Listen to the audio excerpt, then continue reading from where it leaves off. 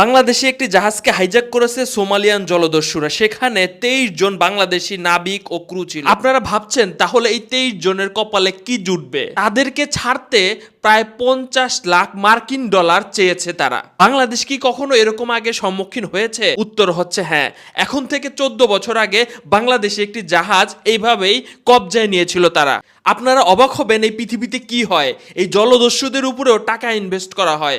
অর্থাৎ তারা জাহাজ খুঁজবে, সেই জাহাজটা কবজায় নিবে এবং সেখানে মুক্তিপণ নিবে, সেটার উপরে ভিত্তি করে একটা বিজনেস হয়। সোমালিয়ানরা বেশিরভাগই মুসলিম, রোজার মাস চলতেছে, তবুও তাদের অবস্থা দেখেন। পূর্ব অভিজ্ঞতা থেকে বলা যায় 14 বছর আগের ঘটনা থেকে, তখন তারা কোম্পানি মুক্তিপণ দিয়ে দিয়েছিল এবং তারাও তাদেরকে ছেড়ে দিয়েছিল। অর্থাৎ পূর্বের ইতিহাসে বোঝা যায় যে তারা টাকা পেলে ছেড়ে দিবে। এখন সরকারের হস্তক্ষেপ প্রয়োজন, সেই কোম্পানির একটু উদারতা দেখানোর প্রয়োজন। আপনারা ভিডিওটা শেয়ার করে দিবেন, সরকার যাতে দৃষ্টিপাত দেয়, সেই 23টা ফ্যামিলির সব সন্তানরা যেন তার মায়ের কোলে ফেরত আসে, তার স্ত্রীর